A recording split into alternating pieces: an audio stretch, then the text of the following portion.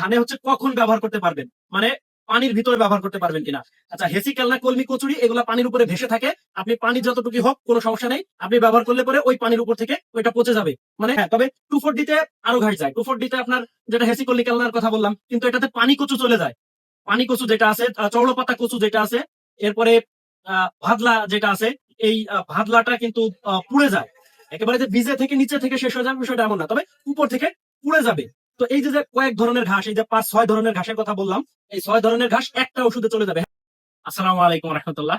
গতকালকে শ্যামাবীরকে মারার জন্য বিষ পাইরি ব্যাগ নিয়ে কথা বলছিলাম, তো ওর সঙ্গে হচ্ছে 2,4-D মেশানোর কথা বলছিলাম।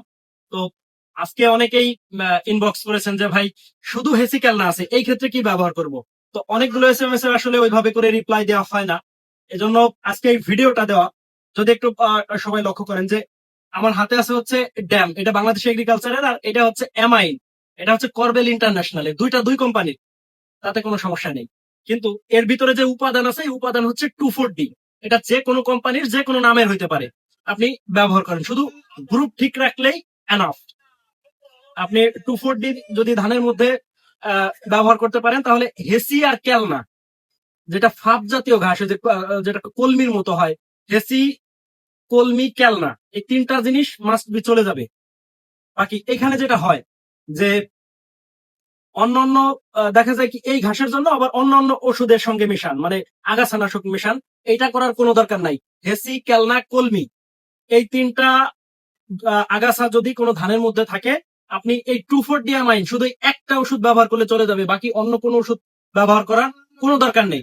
তবে হ্যাঁ, এখানে যে বিষয়টা আসে, যদি আপনি এই 2,4-D ব্যবহার করেন, অবশ্যই পরিষ্কার পানিতে ব্যবহার করবেন, মানে টিউবওয়েলের পানি দিলে বেশি ভালো। প্রত্যেকটা ওষুধে আমি সবসময় বলি, প্রত্যেকটা আগাছানাশক হইতে পারে, ছত্রাকনাশক হইতে পারে, অথবা কীটনাশক হইতে পারে, যেটা হোক, আপনি টিউবওয়েলের পানিতে ব্যবহার করবেন, আপনি 100% রেজাল্ট পাবেন। আর যখনই ওই বর্ষার পানি দিয়ে মগ ভরে ভরে আপনি ড্রামে দিবেন, ওই ড্রামের সাথে কাদা যায়, এই কাদা যুক্ত পানি দিয়ে স্প্রে করলে 50% রেজাল্ট কমে যায়।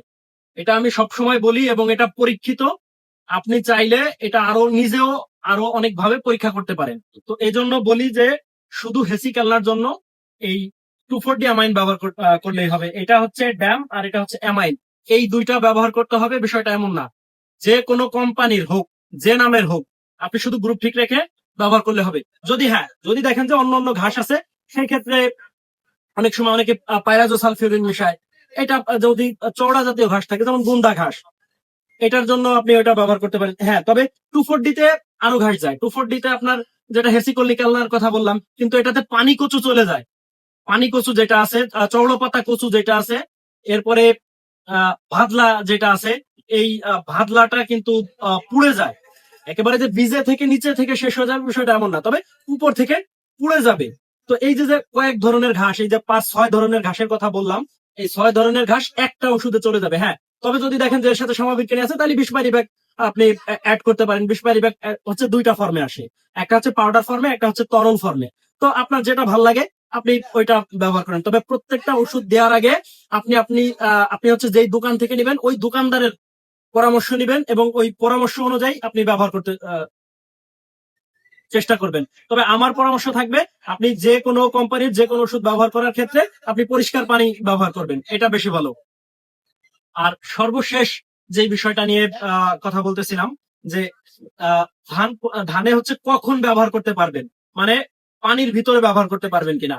আচ্ছা, হেসি কেলনা কলমি কচুরি এগুলা পানির উপরে ভেসে থাকে, আপনি পানি যতটুকু হোক কোনো সমস্যা নেই, আপনি ব্যবহার করলে পরে ওই পানির উপর থেকে ওইটা পচে যাবে, মানে নষ্ট হয়ে যাবে, কোনো সমস্যা নেই। আর আরেকটা বিষয় যে ধান কতটুকু বয়সে ব্যবহার করতে পারেন, আপনার 2 পাতা ছাড়িয়ে যখন 3 পাতা অব্দি হয়ে যাবে বা 3 পাতা ওভার হবে, তখন যে কোনো টাইমে আপনি ব্যবহার করতে পারেন। বড় ছোট সব ধরনের ধানেই আপনি ব্যবহার করতে পারেন, এতে করে কোনো নিষেধাজ্ঞা নেই, আপনি চাইলে ব্যবহার করতে পারেন। তো আজকের ভিডিও এই পর্যন্তই ছিল 2,4-D সম্পর্কে। আমার ভিডিও যারা দেখেন প্রত্যেককে অনেক অনেক ধন্যবাদ। আমার ভিডিও যদি ভালো লাগে অবশ্যই লাইক, কমেন্ট, শেয়ার করে দিবেন এবং অবশ্যই ফলো করে রাখবেন। তো ধন্যবাদ সবাইকে।